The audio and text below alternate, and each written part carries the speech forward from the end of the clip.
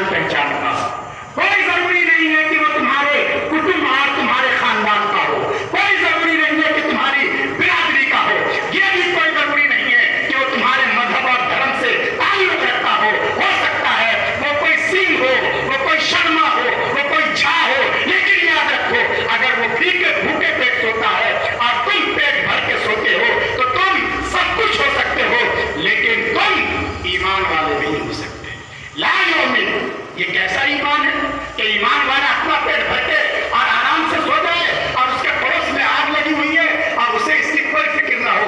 नहीं, याद रखो तुम्हारे घर के सामने से जो सड़क गुजरती है उस सड़क पर अगर तुम कचरा डालते हो, उस सड़क पर अगर तुम पानी बहाते हो, वाद मिंबर तुम्हें कुछ नहीं कह सकता, लेकिन तुम जिस शरीयत को मानने वाले हो उसके एतबार से तुमने जुर्म किया है, पाप किया है। तुम्हें किसी को तकलीफ नहीं पहुंचाना चाहिए, तुम्हें किसी का दिल नहीं दुखाना है। या अखलाक की तालीम या अपनाइयत की तालीम इन मदरसों में सिखाई जाती है। हम अपने बच्चों को इस काबिल बनाते हैं कि ये प्रशासन के लिए कभी मसला नहीं बनते, ये माँ बाप का दिल नहीं दुखाते, ये समाज की सेवा में और उसकी खिदमत में हमेशा आगे आगे रहते हैं। कहीं जलजला आ जाए, कहीं कोई आफत आ जाए, मदरसे के ये लोग जिनके पास बैठने के लिए चटाइयां नहीं है, जिनके पास पहनने के लिए अपने लिए अच्छे कपड़े नहीं होते, लेकिन यही कुछ रकम लेकर, कुछ इमदाद लेकर उन गरीबों के आंसू पोंछने के लिए सबसे पहले पहुंच जाते हैं। ये इन मदरसों का किरदार है। इन मदरसों में जो इन्हें अखलाक और तरबियत दी जाती है उसकी बरकत है। इसलिए लोगों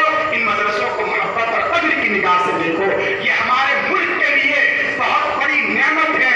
ये हमारे मुल्क में अच्छे नागरिक पैदा करने की फैक्ट्रियां हैं। यहाँ से मोहब्बत आम होती है, यहाँ से मारिफत आम होती है, यहाँ अखलाक सिखलाए जाते हैं। इसलिए आप हजरात का इन मदरसों के साथ ताल्लुक है और ये इदारा जो बड़ा कदीम इदारा है इस लायक है कि हमारे ये ताल्लुक और ज्यादा मजबूत हो और मुस्तहकम हो। और माशाअल्लाह यहाँ बड़ी तादाद में तलबा हैं, यहाँ तलबा हिफ्ज़ करते हैं, यहाँ तलबा हदीस पाक पढ़ते हैं, अरबी की तालीम हासिल करते हैं, जिससे दीन को समझते हैं, वो अपनी जिम्मेदारियों को समझते हैं, भाइयों के साथ कैसे रहना ये तालीम उन्हें दी जाती है। और इस तरह हमारे बच्चों को नेक बनाने का ये काम किया जाता है। हालांकि ये जिम्मेदारी हर माँ बाप की है, लेकिन उलमा इस जिम्मेदारी को अंजाम दे रहे हैं। तो हर माँ बाप की ये जिम्मेदारी है ना कि अपने अपने बच्चे को नेक बनाए। मेरे ख्याल से मेरा वक्त हो रहा है, चूंकि परमिशन सिर्फ 10 बजे तक की है, तो मैं बस आखिरी बात कह के अपनी बात खत्म कर रहा हूँ। हम में से एक ये चाहते हैं कि हमारा बच्चा नेक बने। अरे चाहते हैं कि नहीं चाहते हैं? उसके लिए हमारे बुजुर्गों ने 2 नुस्खे दिए हैं। कितने? ये 2 नुस्खे यहाँ से लेकर जाइए, इंशाअल्लाह जिंदगी में चेंजिंग आ जाएगी। पहला नुस्खा, अगर हम ये चाहते हैं कि हमारे बच्चे नेक बने, वो जहन्नम का ईंधन न बने, तो पहला काम हमें ये करना है कि हमें इसकी फिक्र कर लेनी है कि हमारे बच्चों के पेट में जो लुकमा जा रहा है, जो ग़िज़ा जा रही है, वो हलाल हो, पाकीज़ा हो, शुबे वाला माल ना हो, हराम माल ना हो, बैंक से बिला वजह का जो लोन हमने ले लिया है उस पैसे का ना हो, इंश्योरेंस की जो गलत किस्म की पॉलिसियां हैं या गलत किस्म की स्कीमों से जो हमने पैसा इकट्ठा किया है उससे हम अपने बच्चों की परवरिश न करें। इसलिए कि याद रखिए, अगर हराम माल से, सूद के पैसे से, गलत पैसे से हमारे बच्चों की परवरिश होती है, उनका खून बनता है, तो वो जहन्नम का ईंधन तो बन सकते हैं, हमारे और आपकी आंखों की ठंडक नहीं बन सकते। इसलिए सबसे पहले अपनी इनकम के सोर्सेज को देखना चाहिए। तकवा हो, जैसा कि हज़रत ने फरमाया, अल्लाह का खौफ पैदा करो, अल्लाह पाक राहें खोलेंगे, अल्लाह किसी को भूखे नहीं मरने देंगे।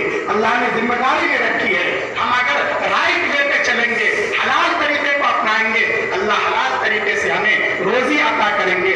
इसलिए सबसे पहले अपनी इनकम के सोर्सेज को देखना है कि हमारे घर में कोई हराम लुकमा नहीं आएगा, किसी का हक मारा हुआ नहीं आएगा।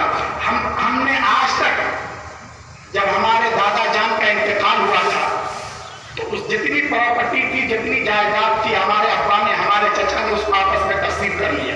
उनके लिए जायज था? अरे जायज था? ये नहीं जायज था। क्यों?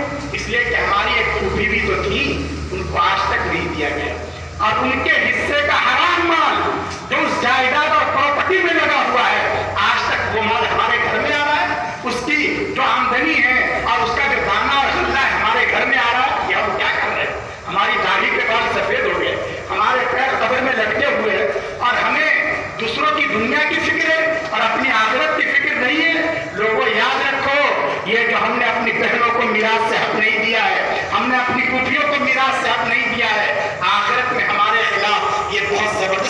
مقدمہ دائر کریں گے. اس لیے زندگی کی پہلی فرصت میں علماء کرام